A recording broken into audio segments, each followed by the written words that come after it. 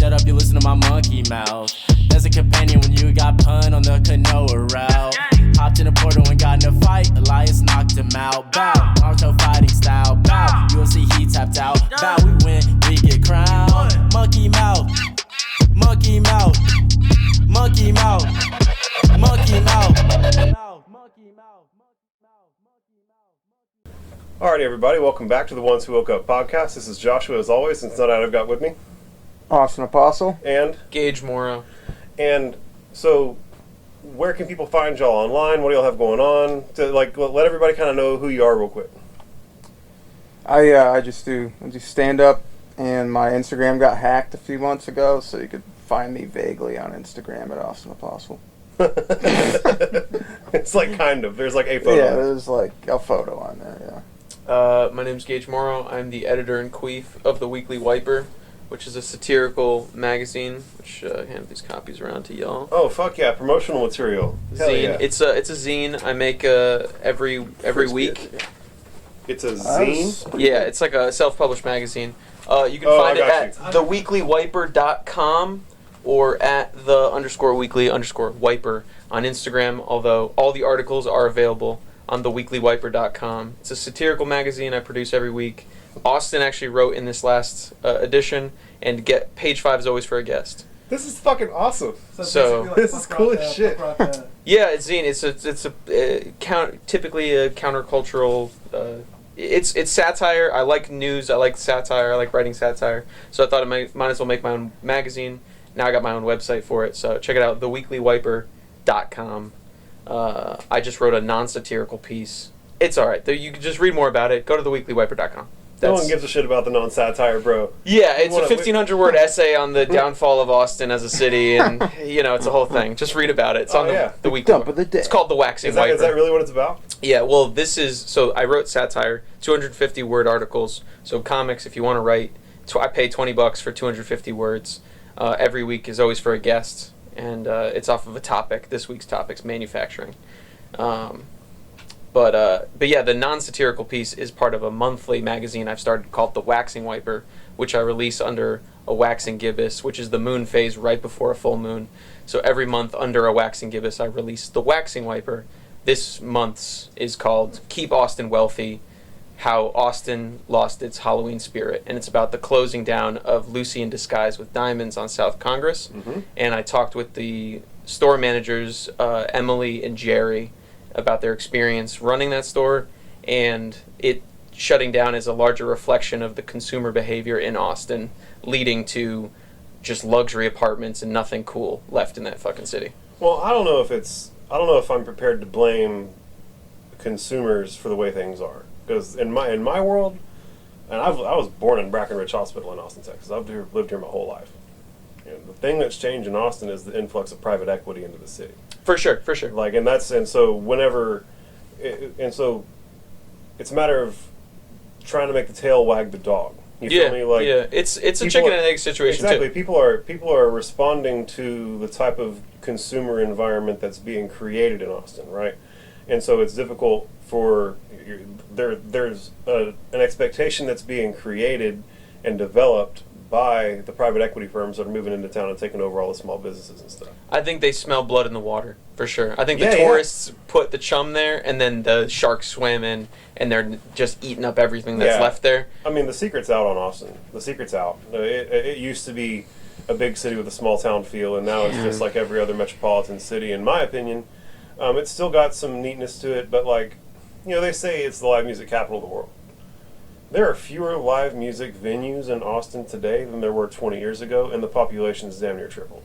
Yeah. And so the number of live music venues per unit capita is way off now. Like I don't even like that title for the city anymore because it doesn't feel right. Back in my day, whenever I was first coming up, you walk down 6th Street, there were open doors everywhere. And you just walk in, and anywhere had music playing. You just get to walk in and get to listen to music. And now, $20 cover, and it's just, again, equity moved in and kicked out the small mom and pops who were letting bands play for free so that they could court people off the street. Yeah. So and then the places left have to charge the $20 to compete with the next trendy bar that's going to come in and usurp them. Exactly. Yeah. Because they're going to be gutted. Yeah. Well, I mean, it's again they're having to follow the trends in the industry, and the trends in the industry are set by people who were able to spend more money. If only there was a way to commodify homeless people, Austin would be the 6th Street would be the richest street in all of America. I actually have an idea for a charity called Building Bridges. Okay. And it's building bridges that take you where you're going, not to sleep under. And I have this idea that if you're habitually homeless, that in and of itself should be evidence enough for us to be able to determine that you're disabled. You literally tried your best and weren't able enough to keep a roof over your head. Congrats, you tried. Let's take care of you now. And the big problem for me is that a lot of these folks, there's a ton of different things that lead into you becoming homeless, right? There's a million different paths, right? But the point is that a lot of these people are either so sick that they don't realize that they're sick, or are so sick that they don't realize that there's actual help available to them. And then also a lot of these folks don't have they're homeless. You have to have an ID if you want to go through the Social Security disability system.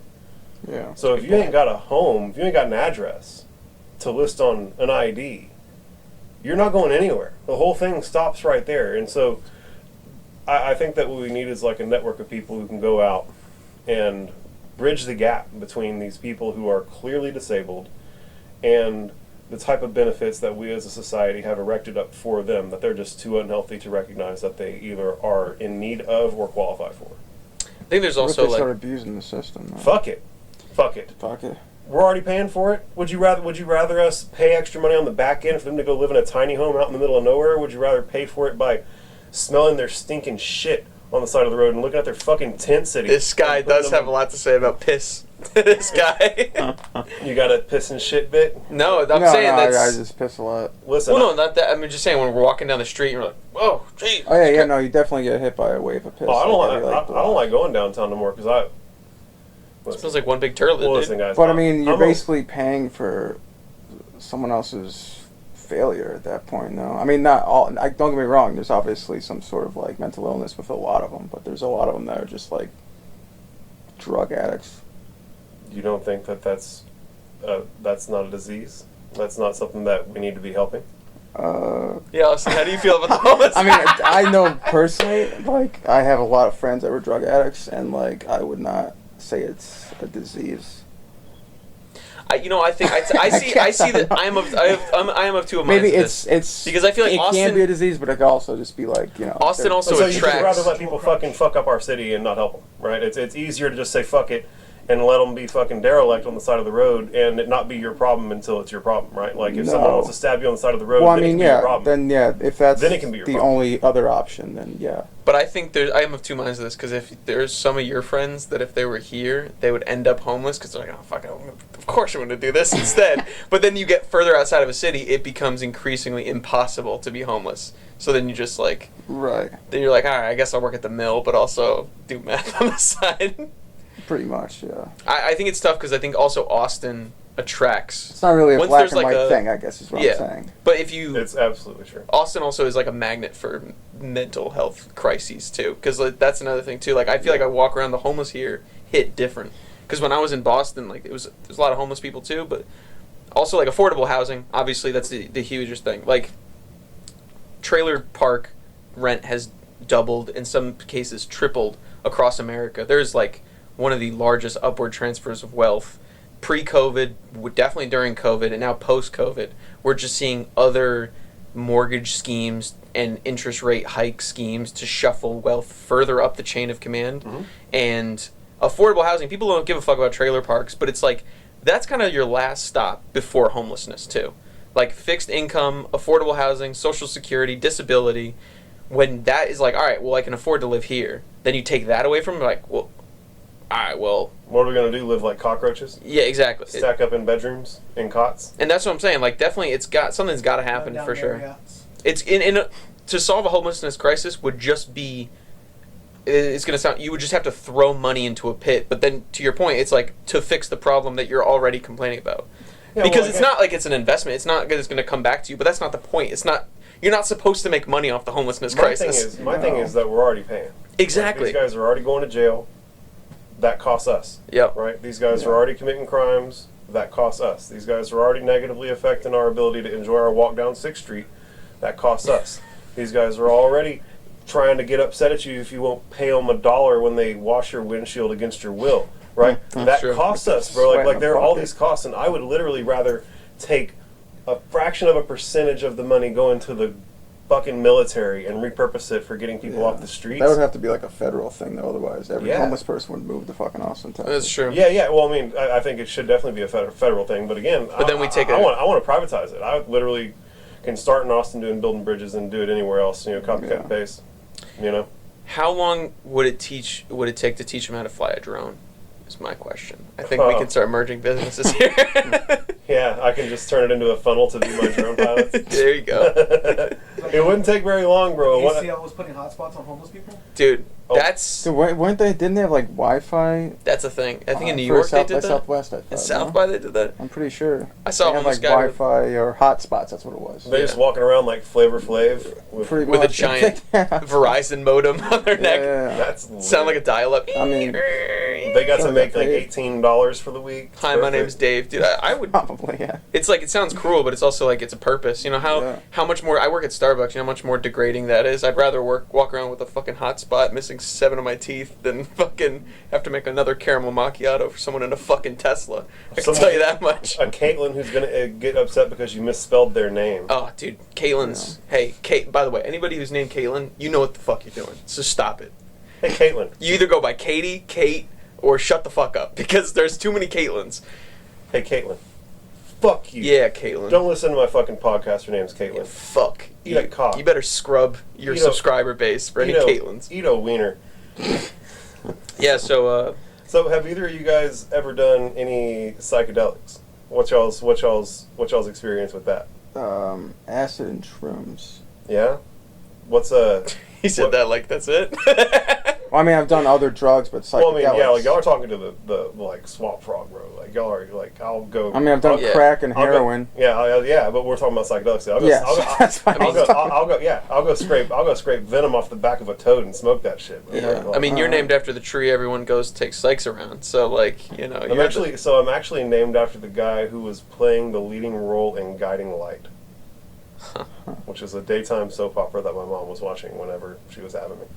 I was named after a Stephen King character from a book. That's cooler than I feel like that's way cooler than Guiding Yeah, but it's Light. the same like I got the nerdiness. gayest You know? reason why my name is my name. Why is your Well, you gotta spell. You can't give us blue balls on. No, something no, like that. I'll elaborate. So, like, I had 2 older brothers, and my oldest was 4 letters, my next oldest was 5 letters, and my mom's like, I want a kid's name with 6 letters, and that's why, and that's why my name's Austin. Dude, you never told me that. It's the fucking stupidest reason ever. That's so fucking. Your mom just like arbitrary. Scrabble a lot. I just She's like, I want to get the 6 triple letters in a name. I'm like, all right, cool. I love and that. everyone thinks it's because it's you're named after Austin Crackers or Austin Texas or Stone Cold. No, it's fucking way worse. Wait, what's Stone Austin Cold. Crackers?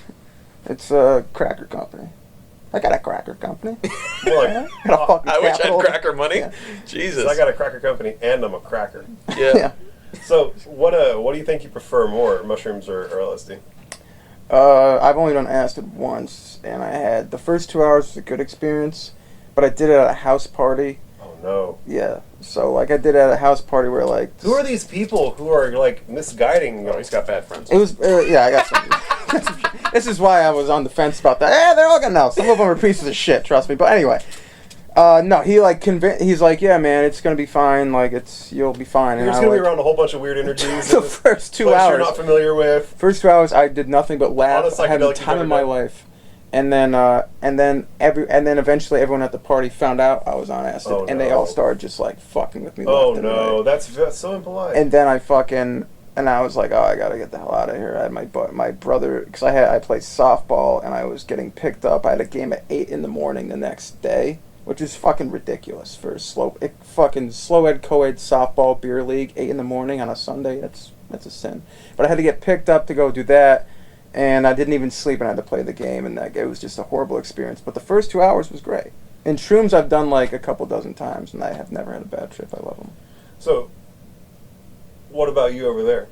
What type of experience do you have with psychedelics? I've had a very psychedelic experience with weed and then mushrooms. I've never taken acid. That can happen. So, you Never heard of were saying weed. before we got recording that the first time you ever got high was on a 100 Okay. milligram dose of cannabis edibles. So, start. Blast off. At the age of 22, I got high for the very first time. High, because I've been drunk before. I'm late to the game on all drugs. What the fuck were you doing before that? Following the rules, man. I was such a sheltered kid. I went to Germany when I was in high school. My senior year of high school, I went to Germany, and at that point, I was able to legally drink because I was 17, so I was able to drink beer and wine. I got drunk for the first time in Germany at the age of 17. So like I only got drunk when it was within the law. Not that I didn't do stupid shit and like wanted to break the rules. I just didn't have access to it. My friend group was not. I went to a magnet school for math and science. My friend group wasn't the kind of people. I knew one guy who smoked weed, and I never took him up on his offer because I really believed in all that dare shit. I bought into all of it. Yeah. And my dad was a huge stoner. You were a good kid. The first time I ever saw weed in the wild was at a campground with my dad. He just had a pipe, and he kept it on the tire of a fucking Chevy Envoy, and that was parked by the fucking campfire. And only thing I've known of drugs is like CSI, NCIS, like all these crime shows. So I see a glass pipe sitting on a tire, and I think it's a crack pipe. Because in my head, I'm like, the only time you need to smoke anything out of glass is crack. And so I would just go up to my dad, and I'm like, Dad, I think someone's smoking crack here. And then he's stoned out of his mind. He just laughs in my face. He just like that. He laughs like an evil fucking maniac. Like I'm 7 years old and my face is melting. I feel like I'm in a fucking nightmare. Like I'm trapped in this campground. I don't know how to drive. And he's like, oh, that's just weed. And then he explains to me, and that's when I start learning about it. But all that to say, the first time I smoke weed is in Germany. And it's this guy named Oliver. And he rolls me a joint. We're at a parade. And I smoke the whole joint down with him. And he's a dealer, so he's got some good shit. And he threw like a shit ton of keef. He scraped the bottom of his grinder. He put it all in there for me. He was like doing you upright. He's doing me upright for my first time because I told him I've never smoked weed before. He was trying to make sure you had a good experience. Exactly, and nothing happened. That happens. That's normal. That's the thing that happens. So I've heard, and I also was listening to podcasts at the time. I wasn't like stupid, so I was like listening to all this stuff about weed and weed culture and things like that. And I wanted to get into it. I know that sounds so nerdy and so like, but it's true. I was like, man, I want to get into what all these people are talking about. And so I try to smoke, nothing happens. I'm drinking like a pint of beer or whatever. Like it's Germany, you're fucking drinking all the time anyways. But I don't get high. And everyone's like, oh, you're just not inhaling. It's not working, bro. Don't worry. And the whole time in Germany, I try to smoke weed time and time and time again. I must have tried a couple dozen times the whole time I'm in Germany. Bong rips, blunts, joints, spliffs, with tobacco, without tobacco, fucking all this shit. I come stateside. It never worked? Never worked. While I was in Germany. The point here is that Germans have shit weed. Maybe. Yeah, I was going to say, or you're not inhaling. Dude, I went to Amsterdam. I tried an edible in Amsterdam. It didn't work. I don't know what the fuck happened. I know, and dude, I don't believe it. Because this is how fucked it was. I convinced myself over this course of a year, weed doesn't work on me. Sure, I mean, I understand. I've met people where edibles don't work on them, and I've heard of like not getting high the first time you smoke for some reason. I've never heard of that many times. Dude, I go my entire college career not getting high. I go 4 years of college. I graduate. I move into an apartment in Boston. Now I'm living with 4 girls in a 5-bedroom, 1-bathroom apartment. Terrible idea. Never did this. Yeah, that's god-awful. My roommate has an edible from California. It's 100 milligrams. It's a fucking hockey puck of a gummy that's meant to be sectioned off. I'm sure it even said it on the instructions. I'm with my girlfriend at the time. So that for anybody who's unfamiliar, I think that in the medical states they say that a reasonable dose is, like a very effective dose is 20 milligrams. Yeah. So you're effectively taking 5 if you're taking good doses. 5 good doses, like Whopper doses. If you're getting high for the first time, a 10 milligram edible will put you on your ass. Yeah, you don't need 100 milligrams. So I've never felt what it's like to be high. And I say this because at this very moment I find out what it's like to be high. Because all these other times I've been lightheaded, I've been coughing, I took a huge bong rip and I'm like, oh fuck, that was like... You're like experiencing oxygen deprivation Exactly. for short periods of time and stuff, and you're getting some placebo, you're trying. Exactly. I'm like trying to convince myself, and all these, you're not inhaling. I fucking ran a train on a blunt 3 times over in Germany and nothing ever happened. I'm sitting there at the kitchen table. I ate the whole thing. It tastes disgusting because it's 100 milligrams. So you're Tastes like tasting weed. all the weed. I remember the color too. It was this like sickly blue color. Like it was like blue, like that computer screen blue. Ooh. I eat the whole thing. I taste all of it. I'm sitting there with my girlfriend at the time. Shout out ex-girlfriend. Yeah, sure. I'm so glad you don't offer me the DMT. Please do this. I just have my wound. No, but I eat the thing, right? And in my mind, I'm thinking, I took it as a gaffe. I was like, weed, in my mind, weed doesn't work with my body. I convinced myself just because of how many times I tried weed over and over It and was over your again. experience. You weren't wrong I literally for thought, concluding what you concluded. I have no receptor, or whatever that part is that binds with it is broken. Like, it doesn't work. Yeah. So I take this edible, and I'm sitting at the kitchen table eating a bowl of ramen soup, like top ramen shit, and I have this joke about how, like, if you're sick, I have like a towel over my head and like the steam of the ramen is like some stupid joke about that. But I tell that joke 7 times in a row to my girlfriend, and I'm like, wouldn't it be funny? And then she's looking at me like blank-faced. She didn't take anything, by the way. I just ate the whole thing in front of her. And I'm just sitting there, and she's like, you already said that. And I like go to eat my ramen, and it's cold. And I'm like, How long have I been sitting here telling this joke? and then at that moment, dude, the thing I noticed the most, I cried. A single tear fell from my eye, and I'm like, it's quiet. Like, I'm such a neurotic guy. I'm so fucking overthinking There's all so the much time chatter all the time. that I just stopped and realized everything was quiet. And then the sensation started coming over me. Like, I was like, my eyes are cold. Like, I was just like, when you were high as shit. the first time high feelings when you're like in those sensations, and it also just took I've never taken this much weed. I'm going to be frank with you. I've smoked a lot of weed. I've never thought that my eyes felt cold. Yeah, I've never So been you there. were high as shit, buddy. So it keeps unraveling. This gummy is like starting to digest inside of me. And I'm sitting there with my girlfriend, and she like takes me to my room, soft lighting, we're setting, we're going to be very nice. I'm in love at this time. We're still early in our relationship. Everything's fine, and short story is I'm high for 48 hours. Hell yeah. Because I took not hell yeah.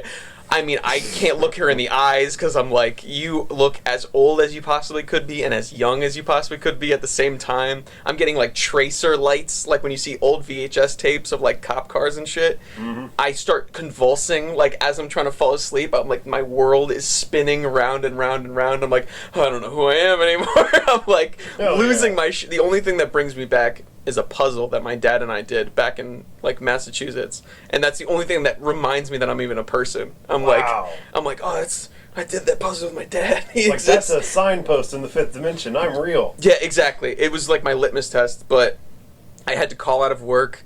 I was so high the next day. I was so sick too. Like I was so I was like toxified with how much weed was in my system. I was overwhelmed, and then even after that couldn't get high from smoking weed. Only edibles worked. And so I would try like edibles from dispensaries. And then the first time I ever got high smoking weed was with this motherfucker during a podcast. And you can find it online. We recorded 2 halves of a podcast at his apartment. We record 1 half. We go out for a little smoke break. And I always turn down weed. I'm like, nah, I don't. It doesn't work with me. It doesn't work. It just doesn't work with me. And our friend Mike Massaro, shout out Mike Massaro. It was his weed, I think. It was his weed in a long it glass. was dispensary weed, but yeah. Yeah, I remember that it was White Nightmare. It was Blue Dream and White Widow. Blue Dream and White Nightmare. White. It was Blue Dream and White something. Black Dream and White Nightmare. I felt like a white nightmare. Yeah. And I got high for the first time smoking, and so now I can get high off both edibles and weed. But I still, to this day, do not understand why it took me so long to get high. Maybe I attribute the 100 milligram edible for like unlocking something in my brain. That like it was so much, my brain was like, oh, okay, now we. It's like, oh, hey, you did the thing. Sorry. Yeah. I literally do not understand why. No one has ever had that experience. I've heard of people like, oh, it doesn't work the first time, it doesn't work the second time. But like me, it was. I mean, I could put up like 50 times before I took that 100 milligram edible. You're just a perfect real life case study for everybody's different. Yeah, dude, I mean... To say that everybody's going to have the same experience on drugs is clearly crazy. And I mean, you've gone through the full spectrum of what it can do. You've gone from it doing nothing to you only getting high on edibles to you like being able to get high normally now. And, Yeah. You know, who fucking knows? It's fucking wild. But that was very psychedelic because it was like it fucked with my depth perception. Like my feet felt like they were at the end of like a weather balloon. Well, you know the thing about high dose THC and it feeling psychedelic is that it basically instigates the release of dopamine in your brain, and that's what gets you high. Whereas LSD wedges your dopamine dumps open. Like it's just blah dopamine as much as it can until you hallucinate. And you are literally having a dopamine overdose when you're hallucinating like that. And so you can have a dopamine overdose through THC as well. It's just not as good at doing the thing as LSD, right? Whereas THC kind of tickles it to do the thing. LSD's like, you're gonna do the thing for sure. Yeah, we're gonna wedge these receptors open, buddy. You're gonna feel the feelings. So is dopamine the only like active ingredient that's tweaking anything in your body? There's no other like peripheral like mechanisms? I'm certain there are all kinds of strange chemical mechanisms that are happening on the back end where, because I mean, especially with something like cannabis, there's, you know, a wild cannabis plant, bro. Hundreds of different cannabinoids in there and stuff going on. So it's gonna have a really, really wide range and robust spectrum of mechanisms that it's interacting with on the back end, for sure. So we're just kind of speaking on Delta 9 because it's like the one that everybody talks about. But that's neat that you were able to have such a trippy experience on edibles. My brother had like a damn near psychedelic experience on edibles one time, but that's his story. I'll let him go on the podcast one time. We'll tell that. Did not feel neat in the moment, let me tell you. Yeah, right. Opposite of neat. I was like, this is not neat, dude. Well, I'm glad you made it to the other side. Yeah, here you are. You can go and smoke a joint, and things are going to be normal. You're going to be a normal guy. Yeah. So, have you had any like big, robust psychedelic experiences? Like anything that was profound, or you ever have a bad trip, or you take too much? Like what are the? That's the thing with shrooms. I've never had a bad trip. I've been with people that had bad trips. The closest thing for me to a bad trip was I don't know if it was the first time or second time I did mushrooms. I was like 16 or something like that. Damn, you was young. Yeah, I was Young and taking mushrooms, bro. Oh yeah. Did you have someone around who at least like knew what the fuck, or were you just being a knucklehead? I was just like, honestly, no. I had an older brother that was probably a bad influence when it came to things, but he wasn't even the one that got me into it. It was more so just like, I think maybe boredom and just friends with the right or wrong people. I mean, boredom and accessibility can take you to some weird places. So listen, you're not gonna out-weird me. But I'm not trying to. I promise. But I took an eighth of shrooms, right? At the shrooms at 16. Okay, let's hear the story. At my house, because like my mom was always working. She was a waitress, so she worked mad late. So everyone's always like, "Fucking party at Austin's house," whatever. So like a handful of us took shrooms. A few of us left, and then me and my friend decided to go. I grew up in Connecticut. Yeah, y'all both northern boys, huh? Yeah. Where are you from originally? Connecticut. Well, Okay. I was born in Mass. I grew up in like a town right next to Springfield. Same. Gotcha. It's literally the same thing. Born in Mass, moved to Connecticut. But well, you guys. There's a couple of peas. No, we're not gay. We swear. We're going to blow each other's backs out. We're not gay. We're not brothers. It's just wear socks. Yeah. We're here by choice. We live together. Y'all's body's y'all's choice, I suppose. Yeah. Dude, it's Texas. We're just trying to keep it weird. Yeah. I co-sign, man. All right. We're trying to keep it open-minded in this state these days, man. I promise. We're turning a corner. We just got a dog. I'm just waiting for him to propose to me, and then we'll just move on to the next. We talked about this. All right. We're not just on not ready. Not on the podcast. I'm not in a Gage. financial place. I want it to be a special day. I want it to be a. So I take an eighth of mushrooms. At 16, at your house while your mom's waiting. Got it. Yeah, she's waitressing, and then Just gotta think of that context. Your mom's like, I hope this guy left me a good tip. You're like, whoa. my mom. Yeah. Well, your mom's just like at work trying her very best to provide a living. Yeah, no, for she's you, busting her and fucking you're just ass. At home, blowing She's your busting her brains fucking out. ass, and I'm at home just out of my fucking mind. This guy's pupils like sausage. Just- She wanted you to live a little. Hey, I'm living my life. Yeah, I'm you living were my life. living a little, bro. So Yeah. like anyway, a few people left, and me and my friend were just sitting in my kitchen, just bored out of our mind, and we're like, you know what? let's go to they're called the Hartford Street Races, just Hartford, Connecticut. They had street races there, and like he drove, thank God. So we're fucking out of our mind. He drives his Integra there, and I'll never forget like the whole way there. I don't know if you ever have this feeling on mushrooms, but feels like you piss yourself. Is that just me? I've never had that. You've never had that? Mm-mm. I feel like you're tingling down there. Well, so I get Show me on the mushroom, where did it touch? I get kind of a I get a weird My sensation. mushroom got a little. I get a weird sensation in my legs, but it's like the feeling of needing to stretch. It's like So I it have, could have been a it's- combination. It's like of I that. have the buildup of lactic acid in my muscles, and I like need to like, just kind of I might have, stretch like, it out, prostate But I've never cancer or something. definitely felt. I've never felt warm, cold, or wet. Dude, I don't know, I might have. I got cold I might have, eyelids. like, This guy's got to problems. take a piss. Listen, guys. I might have actual problems. No, that I bro, have to it's go okay. discuss with the doctor. This guy but- tried to get high for 2 years and wasn't able to get high. Yeah. You get high on mushrooms, you feel like you pissed yourself. Yeah, well, It's so different I'm for like everybody. sitting, and I didn't want to bring You're it up. 16 on an eighth of mushrooms, bro. Shit's gonna be weird, bro. It's So like weird. we're on our way to Hartford, and like it's like a 20-minute ride from my house, and I'm like in my head, I'm like kind of freaking out a little bit. Of course, 'cause, like, you're I on the don't- fucking road yeah. high on mushrooms. There's Yeah. lights. You're in a spaceship. I'm about to drive into where cops regularly drive into to break up the races. Yeah. Regardless, so I'm freaking out. Driving to the fucking And like the shop. whole time in my head while he's driving up there, this dude's like fucking doesn't say anything. He's fucking like a serial killer. It's like I'm driving up there with fucking Michael Myers. Just focus. So I'm just in my fucking head the whole time, and I'm just going like this over and over, like fucking.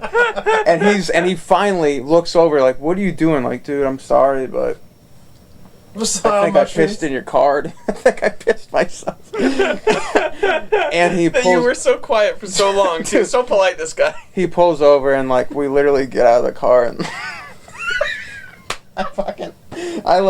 I check like the seats and everything. It's not wet, and I'm like, I don't know why I did this, but I'm like, all right, just to make I sure, don't know why I did just to this. make sure, I pulled my pants completely down on the side of the highway, just to be like, all right, no piss, we're good to go, we're good to keep going. And so I got back in the car, and we get to the street races. They're fine, but like I said, they always get. I don't know. We're just trying to act like we're in fucking Fast and the Furious. Basically, that's what we're doing. And like they always, like cops always show up, and like everyone scatters. That's part of the fun. Like you just drive away. Yeah, I've been there. That's Yeah. fun. So like I'm sure there's similar shit like that going down here. Yeah, It's just like I went to Texas State Technical College in So was- Waco, and there was a bunch of gearheads up there, and yeah. there was a Valley Mills Drive in Waco, and it was like known for being street races. I got to watch it. I got to watch an Evo roast a Lamborghini on Yeah, that road. it's It was fucking- pretty it's fun. insane. But it is fun. We It's were great when we were you're following behind in a Mustang, little and blitzed. they both left us, but we could clearly see that Evo was walking. Yeah. There's a lot less highways for y'all to get away down here, though. Like, But there's like, much more open space for you to Mm. just gas it. That's Like you're a gonna very get the good fuck point. away. If you can Imagine get away, the straightaways like you're gonna this. get away. That's what I'm saying. Connecticut. You must have had plenty of quarter miles because down there was just like, or up there. I Oh should no, say, bro! there was We just, had like it was realistically like a 3 mile stretch of road where it was straight, and it was Oh, damn. and it was like 3 lanes on either side and a middle median, and so it was a big road too. So it didn't really matter. There was always room for it to go down.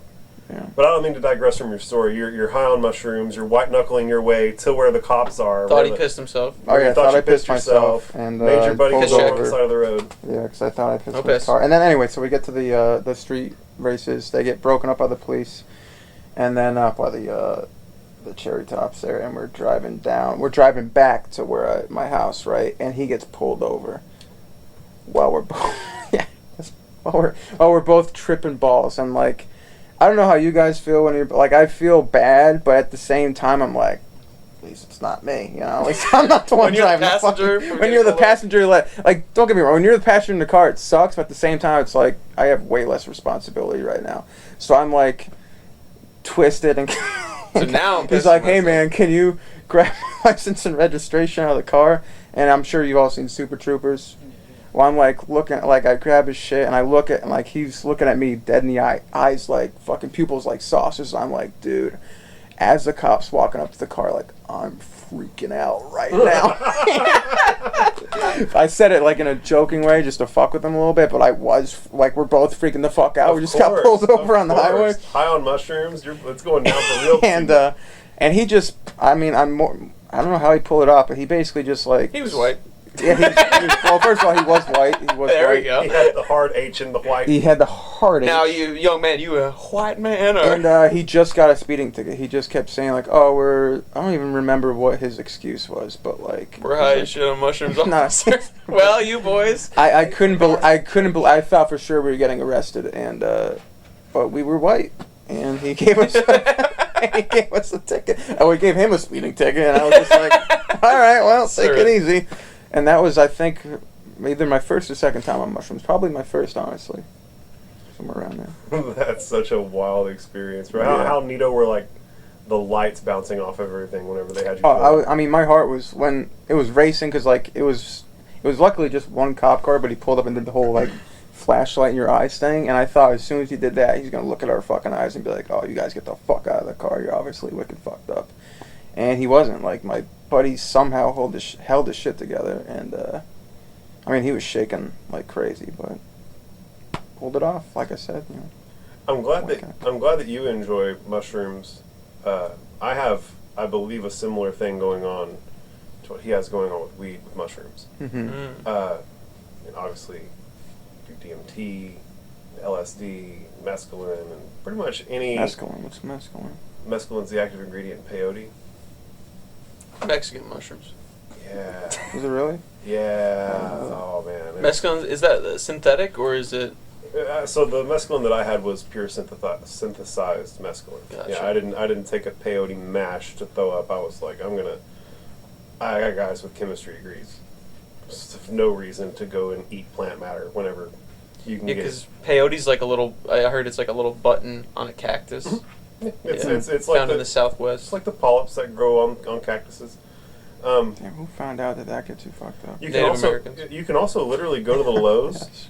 and buy a San Pedro cactus and brew tea with it and drink it and get high on mescaline. Yes, there's about an active. You said a What kind of Lowe's? Is that a cactus Lowe's is in it? Tyler, Texas, or Taylor, Texas? Literally any Is that where the Mexicans are any hanging out? garden any garden center, bro. Yeah. Any Home Depot or Lowe's is going to have San Pedro cactus. And San Pedro. Yeah, and San Pedro cactus has about an active dose of mescaline per foot of plant matter that you can harvest. And so, So how many cactuses do you think I'd have to buy to get fucked up? I mean, you could go buy one big one, or you could go buy like 4 small ones.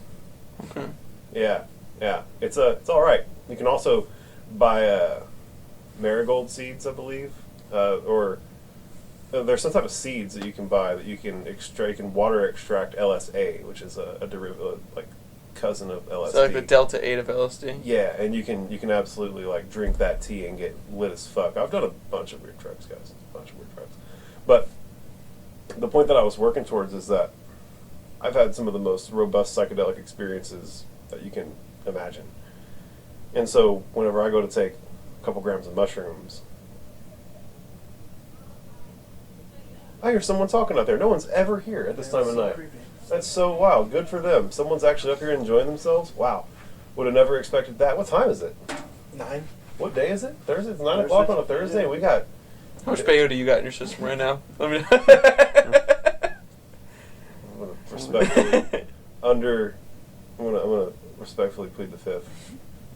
What were we talking about? You're talking about Lowe's getting you fucked up? Yeah, you're talking about Oh, and all get the- a all lot the- of Talking about going to Lowe's to get really high? all the funny little drugs you Yeah, can dude. just synthesize. There's actually a spot called Garden of the Ancients in Austin where they specialize in growing plants that possess entheogenic substances in them. You don't strike me as the kind of guy that would be on Instagram at all. Like, you don't trust the algorithms. But have you seen those, like, Instagram ads? They're really pushing this, like, at least on mine, they're pushing a lot of, like, magic mushroom, mail it to your door, spore bags kind of thing. Yeah. I keep seeing, like, things that I'm like, what law did they just pass that I'm allowed to see this now? Well, so here's Because I keep seeing, like, so- K treatments, so- mushroom treatments. So that's always been legal. You could always sell spores. They've always been legal to sell. It's almost like how you can legally sell weed seeds, but you can't grow them. Mm. Just like you can legally sell spores, but you can't legally grow them. You see what I'm saying? They can sell you the spores to the most potent psychedelic mushrooms on the planet, but the moment that you inject them into some vermiculite, you're stepping off into felonious territory. It's a lot But- of syllables there. Sorry. You said felonious. That's where you lost me. I heard vermiculite, and I was like, all right, this guy knows what he's talking about. Yeah. Felonious. You lost me at spores. I just started thinking of that game, Last of Us. You ever play that? Yeah. Be great. Yeah. It's Those are the great. spores you don't want, but the spores You you don't do want to want. breathe in those spores. We also don't want to I breathe don't know. It spores looks at all. like a pretty mind-blowing experience. Yeah, it's To mind-blowing. literally It'll have blow your head go- fucking Your mind. pussy face Ah, open. yeah. We also don't want to breathe in spores because I've taken. Labia mouth. So you've never gotten So- high on mushrooms? So I have gotten high on mushrooms, but I've never been able to create a robust experience with them. Okay. Like, you know, I don't know if any of you guys listen to some of the people who've spoken on these things regularly, like Terrence McKenna. I've heard it secondhand through Joe Rogan. So. Yeah, so exactly. He's like one of the OGs in the psychedelic mushroom space, and he would talk about taking 5 to 7 grams and having these heroic experiences. And the last time I took mushrooms, I took 8 grams of mushrooms. And Jesus. my buddies both one took 2 and one took 3. And they were both satisfied with their psychedelic experiences. You didn't feel heroic? No. It never even was enough for me I ate a to... hero. It was never even enough for me to, like, feel like it was rattling my cage at all. You know what I'm Alright. saying? It was, like, very mild, very chill.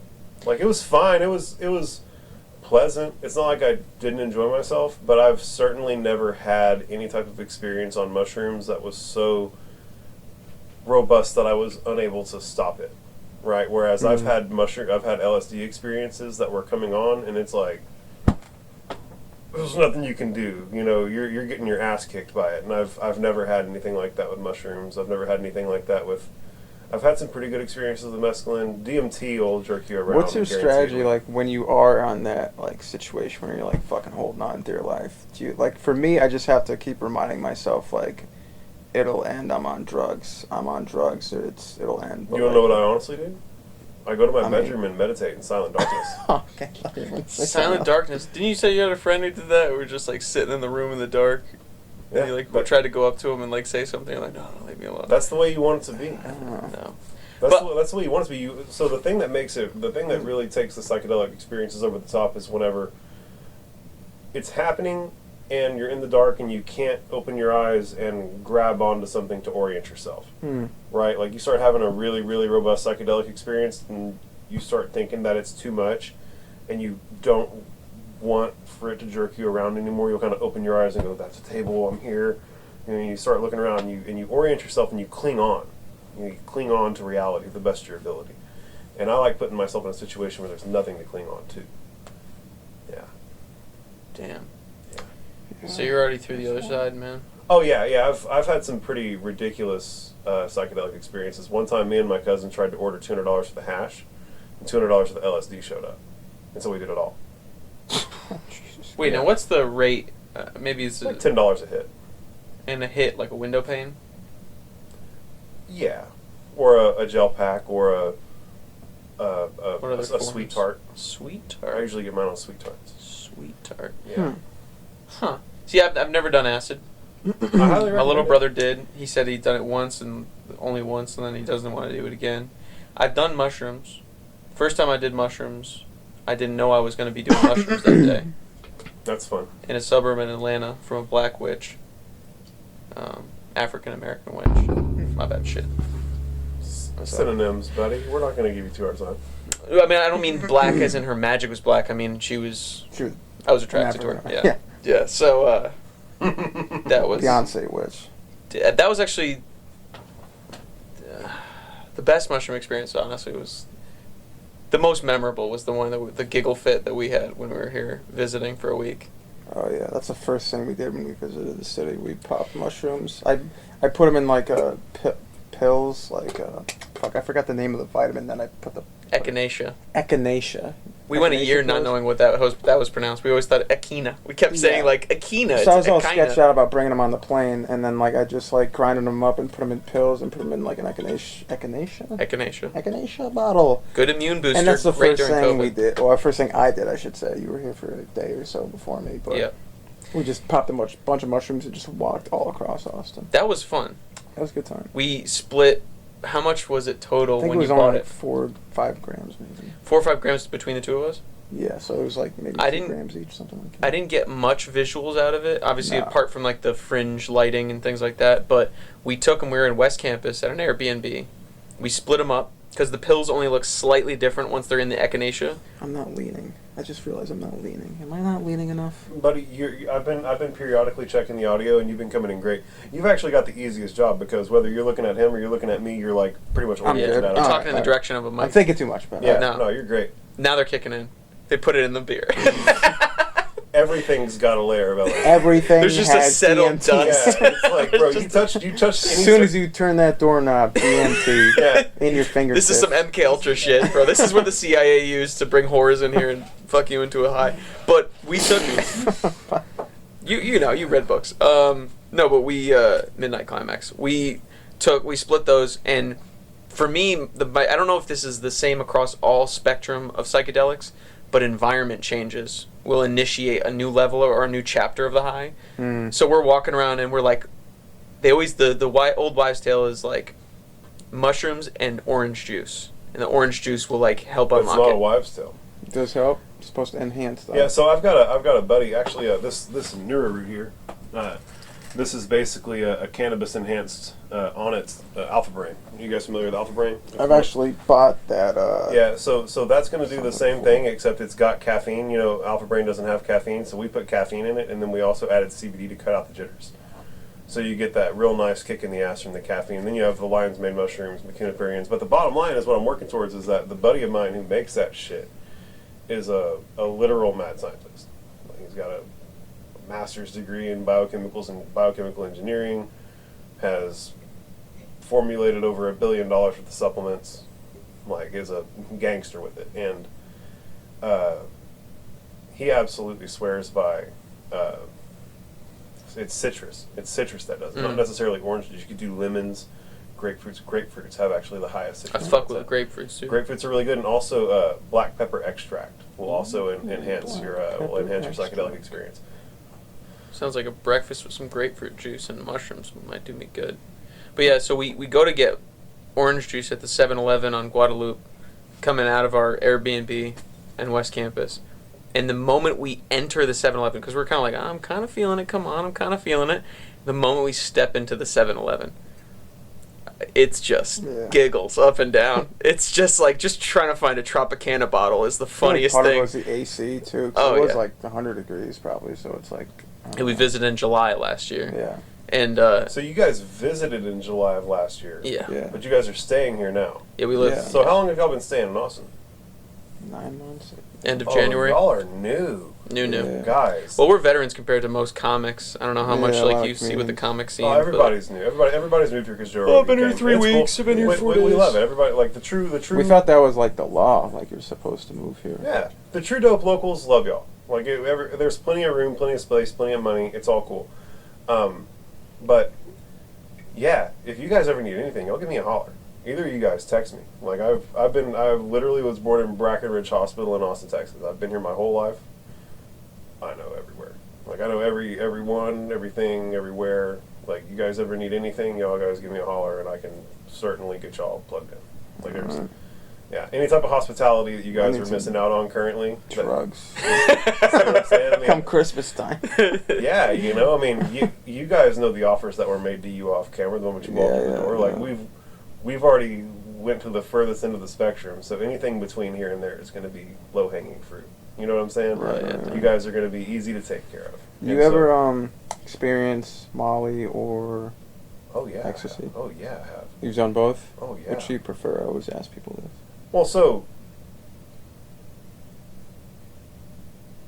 if It's not a trick question. I'm not mistaken, ecstasy and MDMA are the same thing. Ecstasy was Well, apparently- ecstasy was just a branding of MDMA back in the day. It I was heard like, ecstasy was cut with some. it was like a street. Well, no. It was a street name. for Apparently, MDMA. Molly is supposed to be pure MDMA, and then ecstasy's cut with a bunch of It's crazy either shit. it's either amphetamine or heroin, right? It's one of Oh, one that's of what those they're two. cut So that's with. what the Yeah, difference so is. I've definitely done some pure Molly. I had a buddy who, man, I won't say his name because he is What's a felon. his- But he walked around with a backpack, and he pulled out the biggest crystal of pure MDMA I've ever seen in my life. It was in a Really? mason jar, and I found this in a cave. it looked like I A mean bunch of blue boys in there, but I just it grabbed this. Same shit. was a beautiful experience. It was the most MDMA I've ever seen in my life at once, and yeah, I literally got broke off really nice off that, and did it all, and yeah, so melted my brain real good.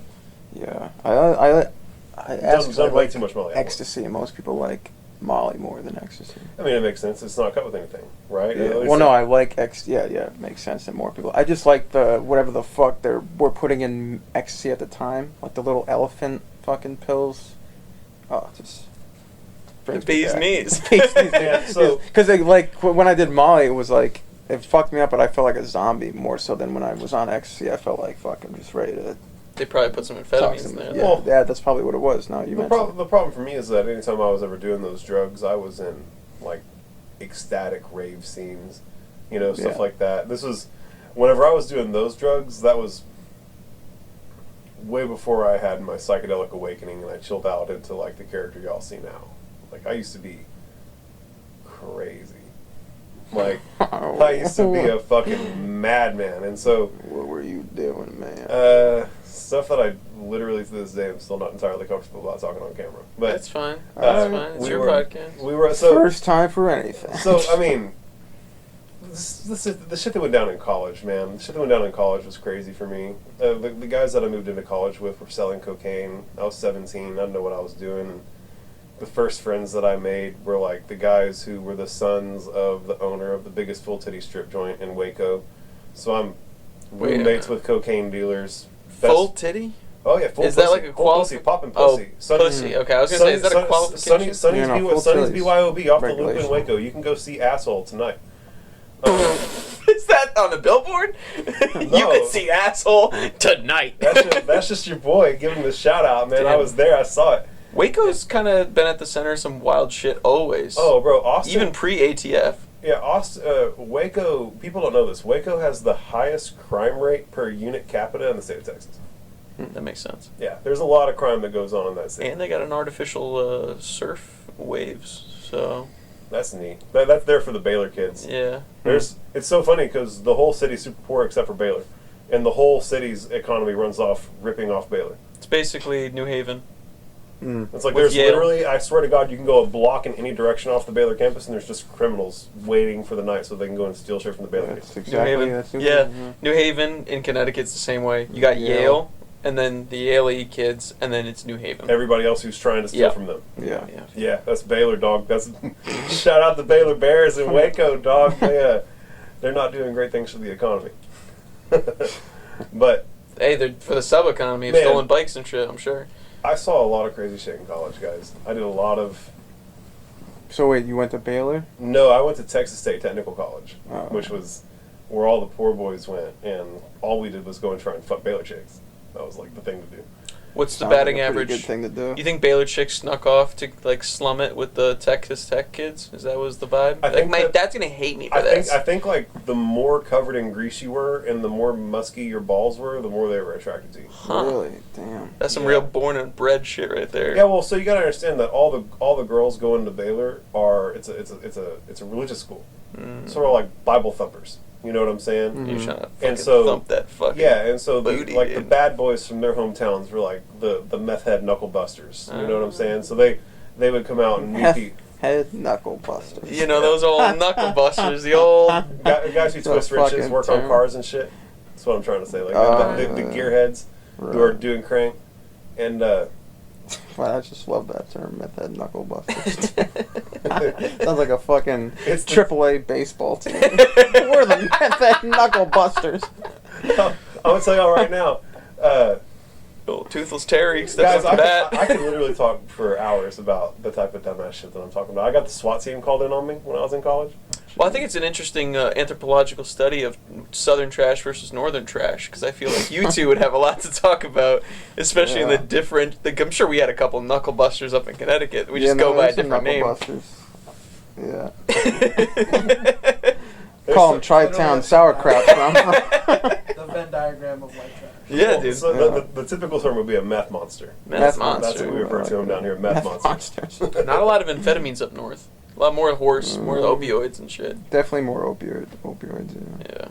More Meth, just though. good old fashioned run. Fucking pussies. I know, dude. Yeah. Meth. I mean, there's who- crack and Who coke, wants, but who wants not to meth. do opiates and sit in their bed and do nothing when you can do methamphetamine and go work for somebody? Yeah, that's a good point. Meth is a working man's drug. Meth really is a working is. man's drug. The way that I got introduced to meth, I have a buddy. We all do. His name is Clark. Shout out Clark Dancy. Whoa, this guy's apparently not a felon.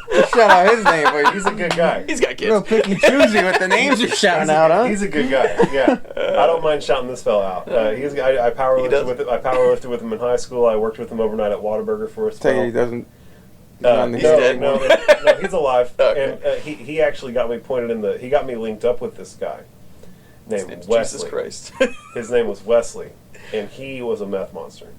Yeah. And this guy had like a big $500 bong from Grav Labs that he would smoke meth out of. Mhm. And he had a meth pipe hooked to it, and he would fill Wait a it. minute. And he would fill it with Gatorade.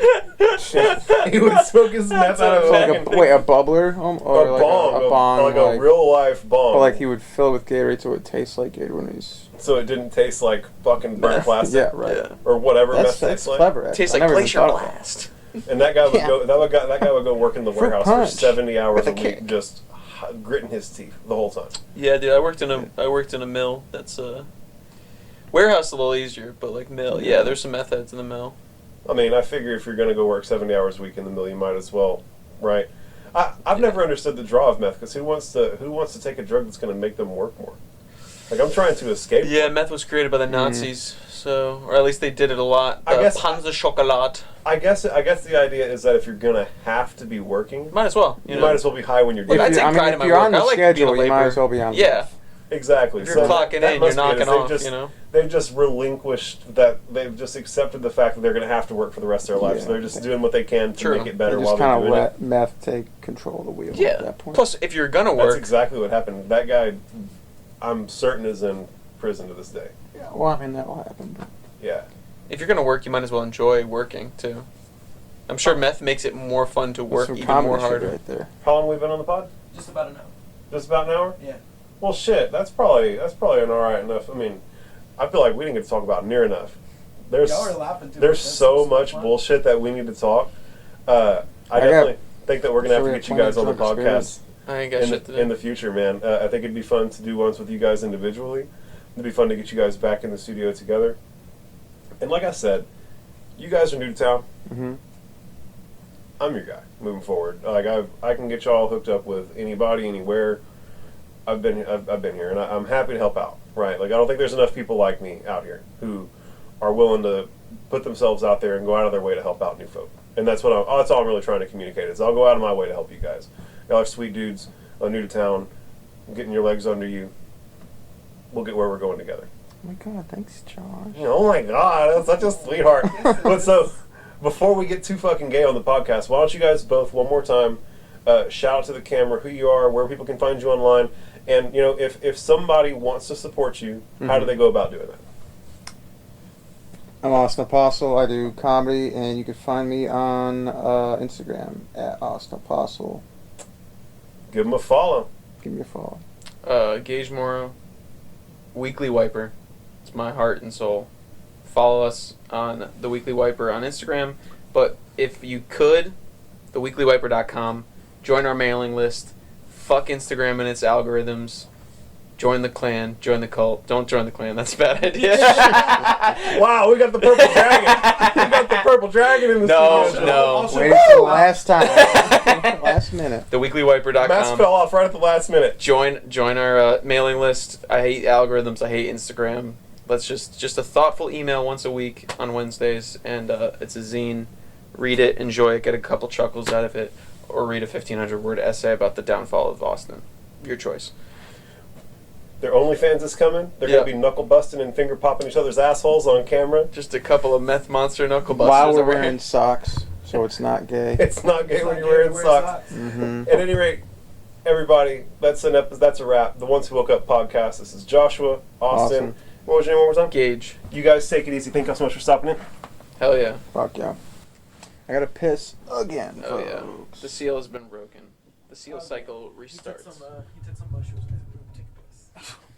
Dude, that's Mushrooms doing the best. I have a sealed.